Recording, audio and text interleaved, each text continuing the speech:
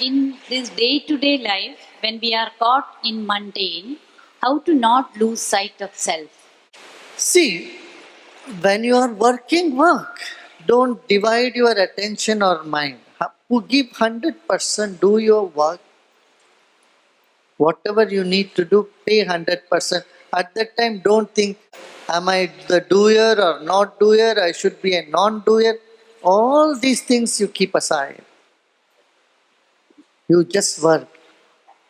But then at the beginning of the work, at the end of the work, remember you are not the work. That is meditation. That is why in India they say Trikala Sandhya. 3 times. In the junction. Sandhya means what? The junction.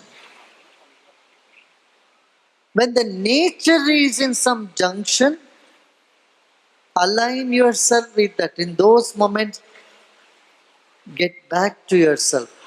Sandhya, you don't do anything in the Sandhya time. You just become aware of yourself. You be a witness. That is Sandhya Vandan. Even in Islam, they do namaz 5 times. In Islam, namaz is done 5 times. Why? 5 times in a day.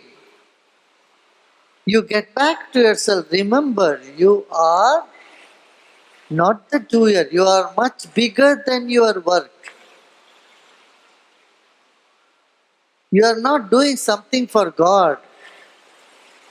You are only becoming aware of yourself that you are bigger than the emotions, bigger than the work you do, bigger than all that you have.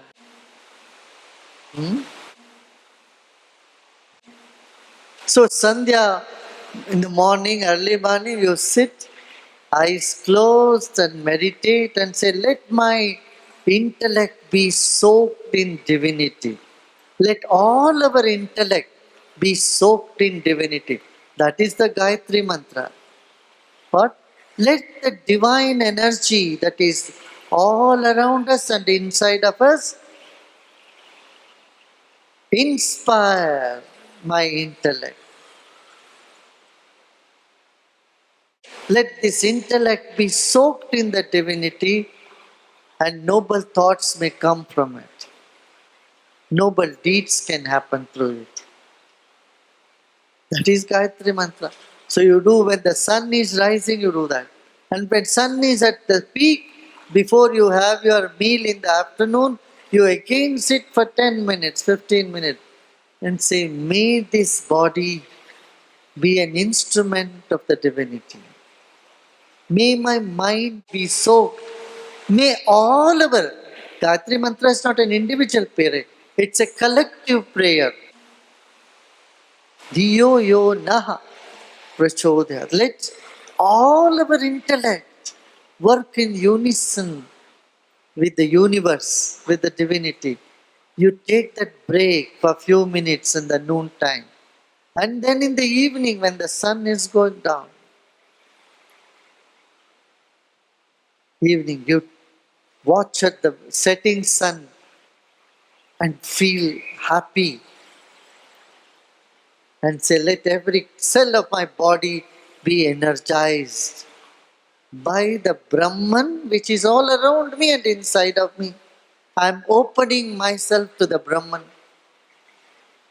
to the consciousness.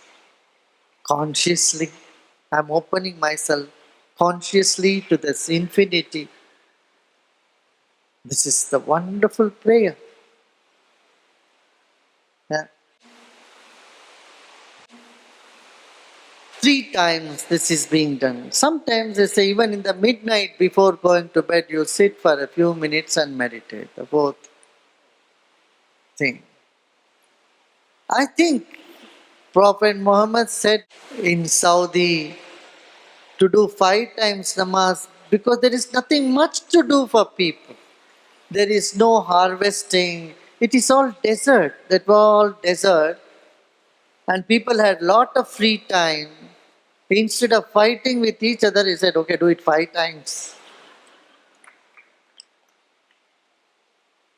See, Prophet Muhammad's life, all his life he fought.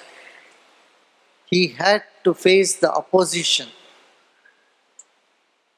His children all had to face so much problem.